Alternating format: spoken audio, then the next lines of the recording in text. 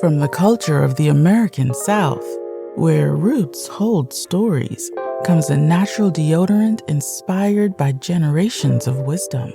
Introducing Rootwork, the all-natural foundational Black American-based deodorant infused with the magic of High John the Conqueror root. Our unique blend, enriched with this legendary root, offers 24-hour protection, rooted in the power of nature. Embrace this deodorant that celebrates culture, history, and your well-being. Unlock the magic of Rootwork today. Experience the pure essence of nature. Visit rootworkstyle.com and make the switch to a healthier, cultural choice. I didn't want to hear the Mayo babble this time. I don't want to hear Mayo babble. All right, Twizzle, hop on, man. Hey, what's up, Flex? What's up with you, pimp? I'm good, man. How are you, You brother? know me, if I complain, nobody will listen. You know what I'm saying? So hey, No man, doubt. these gentlemen on here are the pure definition of what you was talking about. First, Monty, whatever his name, he's the pure definition of when you're saying to where each time something go wrong, they want to come running to us talking about CCC, this, and that. Well, black people are minding their own business because when the Asians got into it, who came there? When the Vietnam came and they put all them refugees to the neighborhood, who supported them? We did. And what did they do? They got our resources and they turned their back on us. Now with this Hispanic shit going on, when Donald Trump is locking on them in the cages, we came to support them. Now look at them. They turning their backs on us. So right about now, us black people are, as we always say, we holding our own nuts and we minding our own business. Because these fools nowadays, they trying their best to get what they can out of us. And right now, we minding our business and getting our reparations and taking care of home. Forget what's going over there in Europe, man. We taking care of home right now. And that's all I wanted to say, player. Go ahead and have a good night, man. Much respect, fam. Yeah, we're looking out for ours as we should. We're looking out for us as we should, and do not be shamed into not looking out for us. Man, black family, we're not obligated to put the cape on for nobody. Don't let nobody shame us into putting the cape on them. Y'all hear my zapper in the back? I got my mosquito zapper. If y'all can hear it, I'll be lighting these mosquitoes up, baby. I don't be playing no games with them. But the Democrats tried this whole thing because we're saying to them, hey, we need not just reparations, we need a hate crime bill specifically that's going to protect us. And then the Democrats start babbling when we point out, you can do it because they start talking with you. You can't do nothing for no specific group of people. The hell you can't. And then we point out that Asian hate crime bill, which is the COVID-19 bill. And they sit up and try to lie that it's not an Asian hate crime bill. And the hell it ain't. And I posted up a copy of the first page of it. If you guys look at my Twitter timeline, don't let these folks lie. They like to roll in those people. They'll start lying. Like, that's not nobody. That's not Asian hate crime. It don't say nothing about no Asian. This is about COVID. And then when you go read it, when you go read the first page of it, and you can see it on my timeline, the COVID-19 hate crime bill, the very first page, they use the word Asian about 7 times. It says following the spread of COVID-19 in 2020, there's been a dramatic increase of hate crimes and violence against Asian Americans and Pacific Islanders. According to the recent report, there were nearly 3,800 reported cases of anti-Asian discrimination and incidents related to COVID between March and February. In all 50 states during this time, race has been cited as the primary reason for discrimination, making up 90% of the incidents, and the United States condemns and denounces any and all anti-Asian and Pacific Islander sentiments in any form. I mean, dude, they say this shit with their full chest. And it goes on. Asian American businesses have contributed to diverse American fabrics of life, and more than 2 million Asian American Pacific Islanders. They are immigrants and do. In the midst of this alarming surge in anti-Asian hate crimes, and they just start Asian, Asian, Asian, Asian, Asian, and they go out of their way to say we condemn any form of anti-Asian hate crimes. See, right there, just having that in writing is big, because anything, this is why if you get into an argument with an Asian person, they say it's a hate crime immediately. We need the exact same thing for us. See, we don't let them drag their ass about that. We need with the exact wording. We need that for us. We need to have them say, hey, we condemn anti-black racism in any shape, way, and form. Because you can't say nothing slick about an Asian person online or nothing. You can't say anything crazy. It's considered a hate crime. See, they know if they put this thing in writing, that's going to shut a whole bunch of stuff down. That's going to shut down all the Yahoo chat boards and all of the comment sections, because that's going to shut down 4chan, because all these people do is sit up and practice anti-black racism. But no, we have to say we don't want to accept that. See, it's all up to us. We have to say enough is enough. We keep beating that drum. See, we let a lot of shit go on that we should not let go on. We have to say enough is enough with this stuff. We have to not let that be normalized. We have to stop letting these folks run these games on us. And we got to stop being ashamed to say, hey, look, we need something that's going to protect us. Don't let these people try to pull the bootstrap game. Because as we see, our tax dollars are going here to fund all of these other groups. They come over here. Ain't nobody pulling nothing about no bootstraps. They're pulling themselves up by our tax dollars. And that's the real deal of that. Let's get Big King in here. Big King, or is it Beard King? Beard King, whatever you hop on, brother. Big King, what's up, man? All right. While we're waiting on you, let's get Primor. What's your name? Primordial Chaos. Guru Chachulu. Uh-oh. Guru Hey, Chachulu. what's going on, Tariq? I'm good. How are you, brother? Good, thanks. I just wanted to post in the chat, and I just shared it so you can take a look. You posted a video earlier about one of the Israeli dudes who's killing a black man. I think that's what it was. Yeah. Yeah, a Yeah. lot of times they do that stuff for like organ harvesting in the black market, which a lot of our melanated organs tends to support. Yeah. So I posted some stuff in the Yeah. chat by Dr. Richard King, who's done extensive research and books on melanin. So for my family, do some research, look at those links, and follow Dr. Richard King's works. He talks about melanin extensively, and many others too, Layla Africa and many others. But Dr. Richard King's one of the leading professionals on melanin. So a lot of this stuff's having an interesting conversation.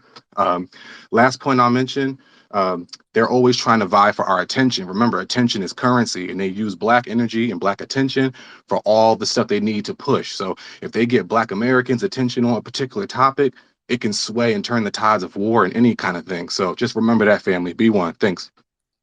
Thank you, brother. Good point. And fam, listen, let me put the tinfoil kufi on for a minute. My man brought up a good point. On my broadcast the other day, I talked about this Palestinian Israeli dude who was an Arab living in Israel. He was over here. He came over here on a visa, and he was killing a bunch of black people, just going around stabbing black people in a couple of different states. And they caught him getting on a plane on his way back to Israel. They actually caught him. The serial killer targeting black folks. And I posted a news clip, and one of the brothers that survived, there's some black people who actually survived. The brother showed the scar, and the way the dude cut him all up his stomach, very surgical, like he was trying to remove some organs, like he was cutting the brother.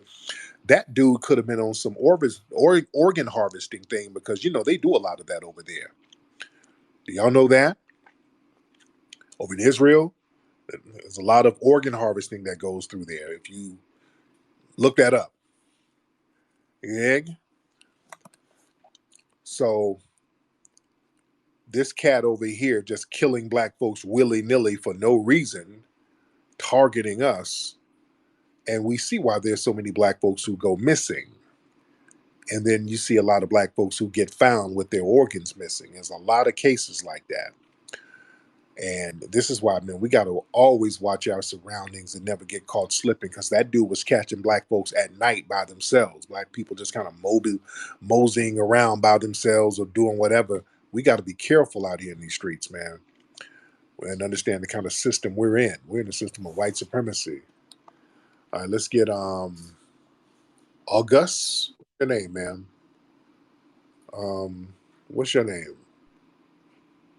August. Okay. All right, Miss August, hop on, ma'am. Miss August. Hello? Hello, ma'am. Okay. She was doing something she wasn't supposed to do. It might have been a dude on a catfish account and forgot he was using that. I think he made a mistake. I think that was a dude. I heard that, Lexi. I think that was a dude, and he got in on his catfish account. That's what he be using to trick niggas. He trick other men into sending him money. And he was on his Finsta account. I know y'all niggas be doing that. Y'all be on here typing to dudes. Yeah, I'm real thick. I look good. I'm pigeon-toed. My titties is real big, and my nipples is puffy. And I'm looking for some action. But you're going to have to cash out me $1,500. I know some of y'all weird niggas be out here catfishing. Yeah. And his catfish account was real active. All right, let's get different. Let's get different in here. All right, different. Hop on, man. Yes, hello. What's up, different? Yo, Tyreek, what's good, bro? Good, man. How are you? Doing all right. The reason I want to talk to you was to ask about Grandmaster, what's his name, Grandmaster Flowers. Are y'all gonna talk more about him on the documentary, because he was even before Disco King Mario? Oh yeah. We mention him. We talk about him. We talk about him and a lot of those Brooklyn DJs that were popping before they had it really popping in the Bronx. It was them Brooklyn DJs. It's King Charles. DJ Chip. Yep. That was another one. Plumber. DJ Plumber. Plumber. Yep. And the Fantasia. There was a group, DJ crew called Fantasia out there in Brooklyn. Cool DJ D. Yeah. He's in the movie. Cool DJ D. Yeah, dude. We're 10 miles ahead of everybody on this. It started in. I say we got. Oh, I'm sorry about that. Yeah. It started. We got everybody. Oh, it started in Brooklyn then, except Bronx, because it's a lot of stuff coming out saying that it started in Brooklyn. Yeah. Thank you. Let me address that. Well, here's the thing, man. And see, this is why we got to get the narrative straight. Look, a lot of hip hop didn't start in Brooklyn. I mean, didn't start in the Bronx. It didn't. It was something that was coming from all over the United States in the South. It went up there. There were things going on in New York, a little bit of flavor here, a little bit of flavor there. You leave out all the boroughs, man. There was a lot of other influences. The sound system thing that was coming from those brothers in Brooklyn. We discussed this in the movie. See, Brooklyn, they've left Brooklyn out of the narrative, and Harlem too. It was a lot of stuff coming out of Harlem. Yeah. The thing is, with the Bronx, everything just kind of came together under one roof with Herc. You dig? And so I'm not taking anything away from Herc. I'm not. And in the movie, we're not taking anything away from Herc. Everything, all of those elements just kind of came under one roof with Herc. So he started having parties with all the elements there. You got the sound system thing coming from Brooklyn, and even Herc. I mean, Herc has said, I was looking at some of these USA guys, some of these US dudes and their sound systems. I heard an interview where the interviewer was trying to get Herc to say he was influenced by the Caribbean sound system. I'm gonna play that clip if I can find it on my broadcast soon. And this the host was like, "Yeah, Herc, the Caribbean sound system. You had that going on, right?" Herc was like, "Nah."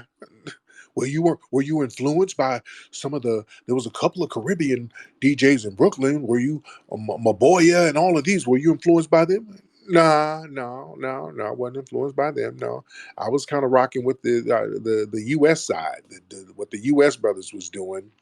Flowers, Pete, DJ Jones. You know, I was kind of looking at what they were doing. Herc is very honest about a lot of stuff. If you ask him the right questions, he's pretty honest. And again, yeah, rhyming as we know it, that comes from Hollywood. Rhyming over, records, that comes from Hollywood.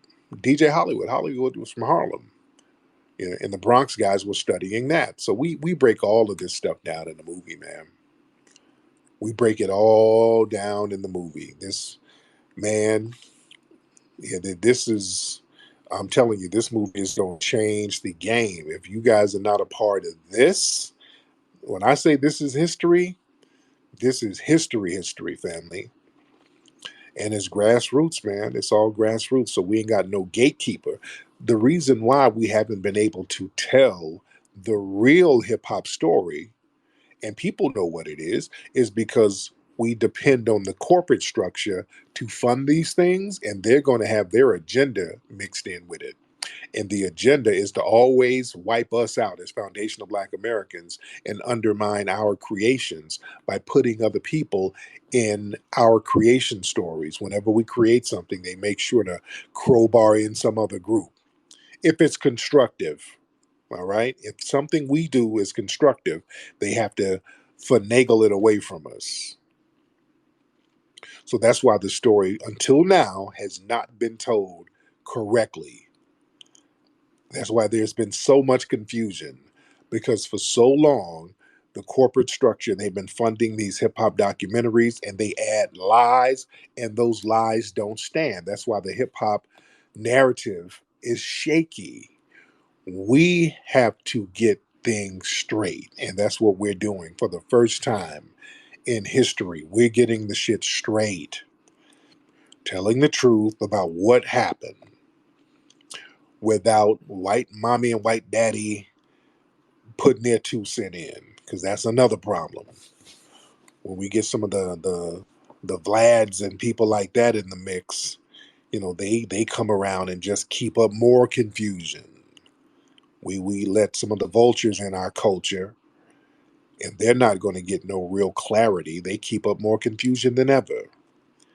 And then mix in BS narratives. This whole 50-50 Latino, that's a corporate thing.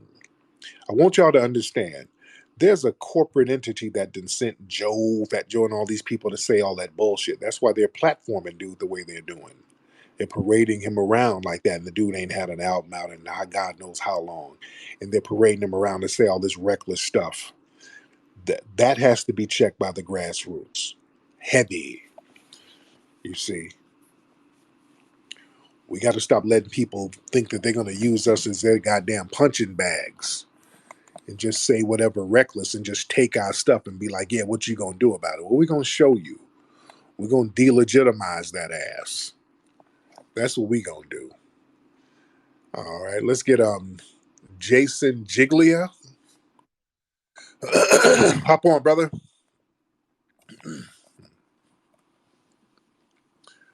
Jason Giglia. That's all good. Don't worry about it. I just want to say what's up to everybody. Would you ever consider doing a movie about all of the sexual assault that goes on in the music industry? I mean, I know you've heard the rumors for years about P. Diddy and then Africa Bubante.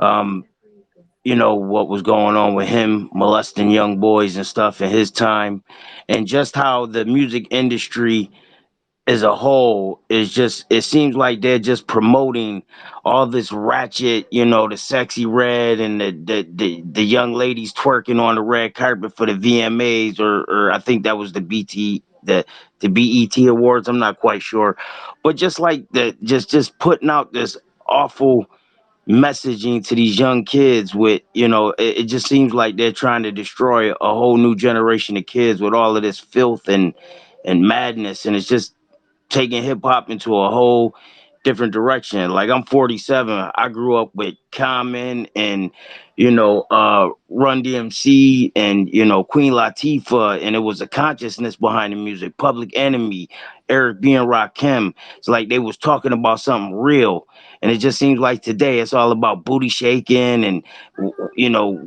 just nastiness. It ain't no consciousness in the music no more. You know what I'm saying, brother? Right, I feel you. Yeah, and that's what we're doing, man, with this film. We need a reset button because, again, like I said, because the hip hop foundation narrative has been so mythologized and it's been um, finagled, and there's been so many untruths built on it and so much misinformation. There's been a shaky foundation narrative. The real narrative has never been put out there. And because the foundation narrative has been shaky, other people, they've been allowed to jump in and steer it any way they want to steer it. You understand? It's just like a house. If you have a house and the foundation is shaky, whenever a storm comes through, it's going to cause a leak. If there's a tornado come through, it's going to take the roof off. Hurricane comes through, it's going to bust the windows. Earthquake comes through, it's going to tear the ceiling up. So we have to make sure the foundation is strong. And we've sat here and we've waited for other people to tell our culture's foundation story and to map it out and get it right. And all they've been doing is lying and putting extra lies on top of extra lies. So it's more shaky than ever because they'd have made it a free for all where anybody can lay claim to it. That's something is weak if anybody can lay claim to it. That by definition makes it weak. You understand? If anybody can lay claim to it, it's weak. When you start gatekeeping things, that puts value on it. When you start saying, hey, everybody, you're not a part of the creation story. Now, you can enjoy what we created and you can indulge in it, but you're going to have to understand the origin of it, where it came from, and put some respect on that. You see? And that's up to us. That's up to us to do that. You understand? Let me tell you something. When we start, listen, notice from a political standpoint, we as black people, even though these people are shaking in their boots and they're not doing what we need them to do yet, family, right now, we're more politically strong. We're stronger than we've been politically probably in the last 40 years right now. I'd say, hell, I'd take it to the shit, damn near 60 years. We're more strong politically now. Oh, yes, we are. Because we're on code now where we're actively letting these people know we will cause you to lose a damn election by being on code. We haven't been that codified in a long time where we're causing these people to lose elections by saying, hey, we're going to protest our vote if you don't do what we tell you to do. We're going to punish your ass. And that's what we're doing. We're getting these folks out of office if they don't do what we want them to do. You understand? So we have to keep up that momentum. And we keep that momentum up, somebody's going to come along and do exactly what we need them to do, because people don't like taking L's over and over again. People don't like taking no L's over and over again. And this is what they fear, because a good independent candidate could come along with the right messaging and we can get that person right where they need to be. You understand? Hold on, we got a lot of folks in here. Now, who's this Kanye person? A Kanye person, you're making a lot of gestures. Why don't you turn your microphone on, Kanye person? Turn your microphone on. And let's see what you got to say. I have problems in my country, man. Do you know what the problem is? No. Okay. It's a musty Tether who's eating some curry goat somewhere. All right. Y'all, Tether's always pretending to be a black person online. Be who you are. Musty and eating goat meat somewhere. Just be who you are. So I'm trying to be a black person online. You're always trying to use black pictures. All right. And your trolling wasn't even creative. All right.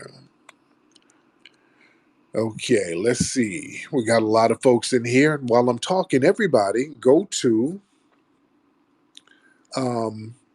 microphonecheck.com. Everybody go to microphonecheck.com. Let's get Xander in here. Xander. Let's get Xander. Waiting on Xander. If Xander can turn that microphone on, that would be phenomenal. Or Boss Up. We're waiting on Xander. Yeah, Tariq, I'm here. What's up, Boss Up? Nothing much, man. Been a fan over 15 years. Been following you and seeing your growth and your elevation, man. I appreciate everything you're doing for us. Thank you, brother. Real quick, I'm not gonna be long. Just 2 points. One to the prison colony cave critter that was on here earlier, talking about the how to differentiate between different white people. If you could really tell them apart, why were so many of that group working with Hitler that they passed as Germans? So that right there eviscerates anything he was saying. The second point was to these Palestinians that are out here. They're upset we're not caping for them and all of that. They basically want us to bring that George Floyd energy, how we turned up when that situation went down. But we're not going to bring that energy for the people who called the police on George Floyd. Right. So, y'all got the game messed up. And I'll land right there, man. Appreciate everything you do. Thank you, brother. I appreciate you. Yeah, man. We're just not obligated to throw the cape on, man. I'm so cool, man. Man, we done it enough. Ain't nobody really riding for us, man. I'm saving my energy for the FBA family, man. That's what it is. We got too many of us that need this energy. I don't want to spend my energy. I'm saving my energy for election season. You dig? Election season is next year. Well, it's election season now, so I'm saving my energy for the FBA family to get what we need to get. That's where I am with mine. So we get out here spending our energy and wasting our energy for all these people, and there's no reciprocation. Nobody's reciprocal. Nobody's thankful. Nobody's grateful. So yeah, they're gonna be all right. I offer prayer. I'm not on both sides or nothing, either side. I'm not taking a side for nothing. My name is Bennett. And where am I? Not in it. That's where it is with me. Anyway, let me get back to work here, man. I've been working on this film. Y'all don't understand how around the clock I've been working on this film, family.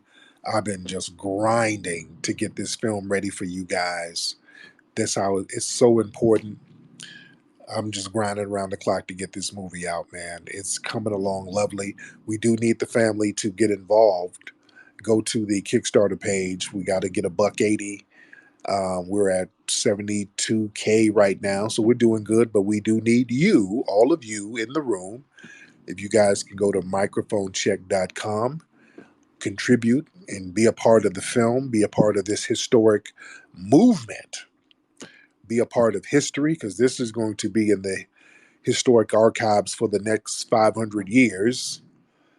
This is history in the making, for real, for real, for real. Y'all, I don't understand. Y'all don't really know the gravity and the importance of this documentary. This thing is very important. So everybody get involved. Microphonecheck.com. And you guys, y'all have a wonderful, wonderful evening, ladies and gentlemen. And I say Papi Akute and Lala Vuve to the family. Peace.